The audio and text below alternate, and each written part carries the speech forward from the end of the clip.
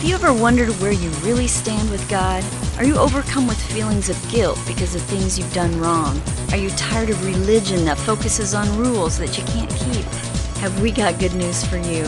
It's time to listen in on some casual conversation with Mike Kapler and Joel Rededicate and discover what true freedom is all about. This is Growing in Grace. Hey, welcome once again. Growing in Grace. I'm Joel Rededicate. I have Mike Kapler with me, and we're going to chat a little bit more about this thing called grace. It's just good stuff, man. It's just good news.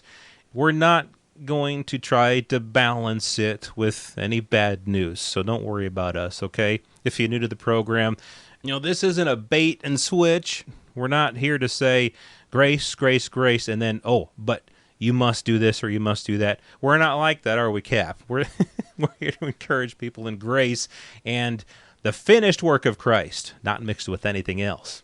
And you know why we don't do that? You know why I will not get involved in that method?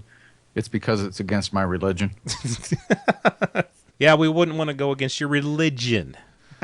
I love saying that to people, and I have to be careful because they might take me seriously, but somebody might ask me a question about, you want some of my French fries or something like that, and I'll say, no, that's against my religion. I just love throwing it out there in some of the most unusual circumstances, but I have a weird sense of humor. Well, yeah, it's like, on Facebook, it's got a place for you to put, it says religion. I always have fun with that. I mean, at one time I think I had count me out, or, for my religious status, count me out, or no thanks, or, or I'll say things like, God didn't send his son to start a religion. Something, stuff like that, because it's just true. It's not about religion at all. I think religion is the farthest thing away from what God intended for man to experience when he put man here upon the earth.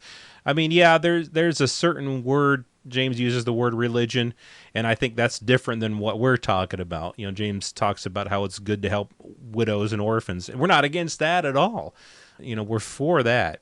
But the whole idea that of being bound to a set of principles or rules or laws or just being bound up and all that stuff, that's what we talk about when we talk about religion. And definitely we're against that. And we're for the abundant life that Christ promised us and has given us. Yeah, you can just be yourself now and allow him to live through you. It's such a fun thing. And, this morning, Joel, I was thinking, with some of the responses we've had recently and the number of people now listening to the program, which is more than I think we ever would have dreamed when we started this, I started thinking and reasoning to myself and maybe even to God, thinking that maybe I need to take this a little more seriously. Maybe I need to, not treat this too lightly. Not that I have, but, this is just something, we're just talking from our hearts here. This is not rehearsed, if you can't tell that.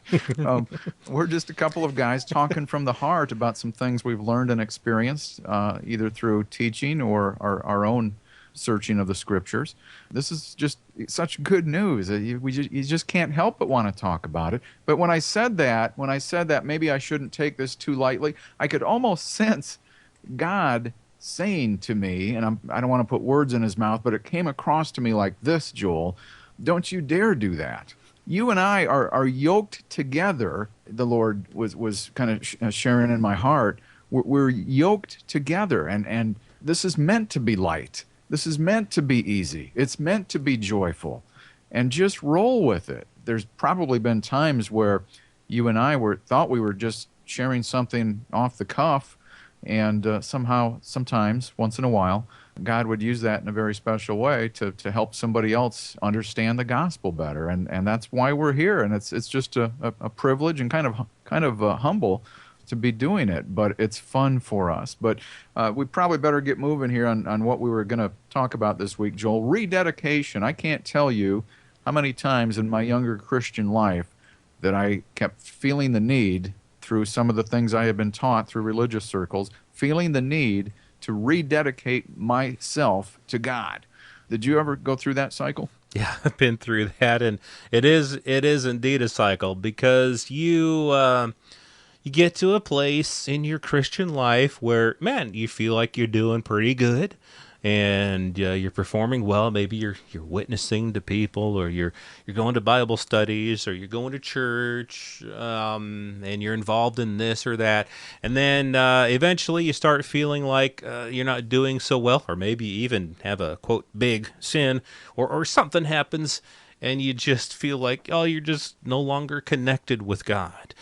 Something's missing, and so you think, well, I'm not dedicated enough. I need to rededicate my life to God. And so you go through this cycle, you go through the process, and you just, within yourself, you think, yes, this is it. This is it. I'm going to rededicate my life to God. I'm going to rededicate myself to God, and then everything's going to be good again, and I'm just going to go out there, and I'm going to win the world for Jesus, and I'm going to start living right, and so on and so forth. And as if it's up to me to try to maintain this thing that was begun by who? By me? No, but by the Lord himself. So what about you? Have you say you've had experiences with that. Was it kind of an up and down thing for you? Well, of course, because I had been taught so much about trying not to sin and living right. And whenever I fell short of that, which was like most people pretty constantly, I had my roller coaster. Sometimes I was up, sometimes I was down. But eventually you start wondering where you stand with God based on the gospel that you had been taught.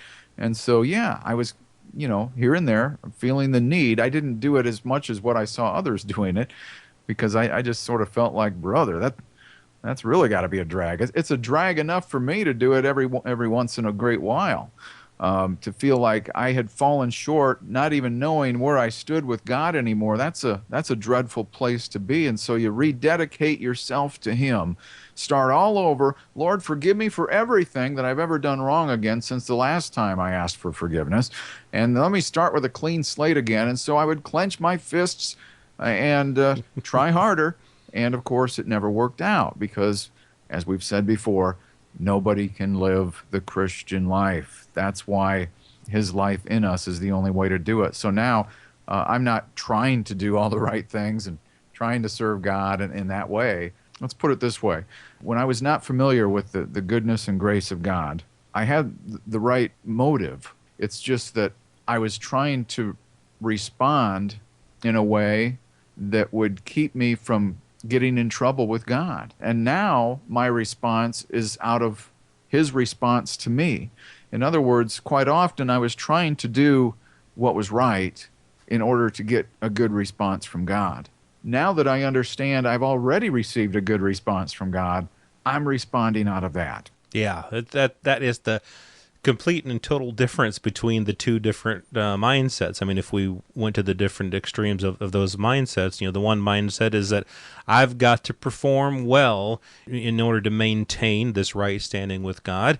And on the other side of the coin, you've got God has already done everything that's necessary for me to be right with him, and so I can rest easy in that. It's just two completely different mindsets. It's two completely different lifestyles, if you want to put it that way. And I remember a time in my early walk with God, if we want to put it that way, where it was a weekly thing.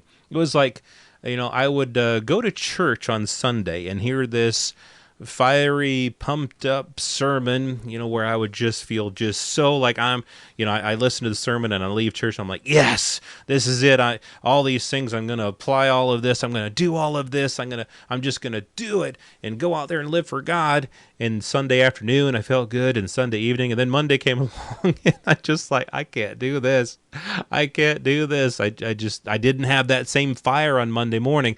It was all because it was based upon emotion. It wasn't really based upon a work that the Spirit was doing in me. It was based upon something that I had heard preached, and I thought, yes, this is it. I am going to go and do this. And then by Monday morning, when that fire had left, so to speak, what that tells me is that it was all about me.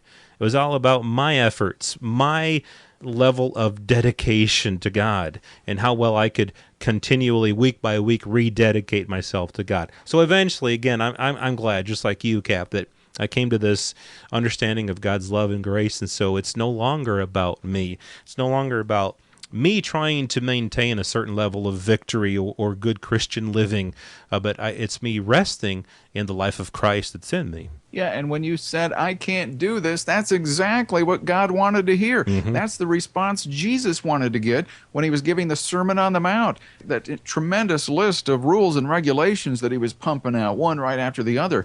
And finally he said, hey, on top of all this, you need to be perfect. You have to be perfect, just like God in heaven. And he was just waiting for somebody to, come out and say, hey, wait a minute, what you're asking is not possible. And that's coming to the end of ourselves, which reminds me, when it comes to rededicating ourselves, that's the last thing we should be doing. What did Jesus say? Anyone who wishes to come after me, deny himself, take up his cross, and follow me. Deny yourself. He didn't say that you need to dedicate or rededicate yourself to him. Self is kind of a manifestation of the flesh. It's not about ourselves. It's about him in us. Having said that, I just think that we're trying to get your thinking in a way here where you can realize that it's not about how hard you try. It's about simply just trusting in him and what he has already done. Colossians 2:6, as you have received Christ Jesus the Lord, so walk in him. And how do we do that? By grace through faith. That's how you received Christ. That's how you came to trust in him. And that's how we walk in him. Throughout the years, I've seen people say, well, how's your walk with Christ? How's their walk with Christ? And they're usually referring to how well they think they're living it. And that's not what it's about at all. It's simply trusting in him, walking by faith, just as you received him. Exactly. And Cap, before we were recording here, you mentioned this one verse to me, and let's end with this one. Paul was talking to several people in the book of Acts. In chapter 17 of Acts, Paul proclaimed this. He said, the God who made the world and everything in it is the Lord of heaven and earth, and does not live in temples built by hands. And he is not served by human hands. Another version says he is not worshipped by human hands, as if he needed anything, because he himself gives all men life and breath and everything else. When we get this focus on us, like it's about me serving God. It's about me rededicating my life to God. There's nothing wrong with being dedicated to God. That's a good thing. There's nothing wrong with worshiping God.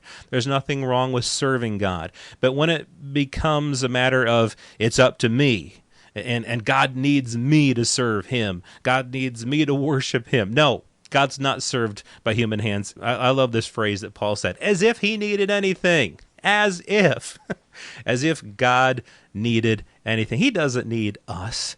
The beautiful news, the good news, is that he wants us. He invites us to participate in his life. He doesn't ask us to dedicate ourselves to him. Rather, he just asks us to enjoy the participation that we have with his life and his life in us. And so with that said, Cap, what about morality?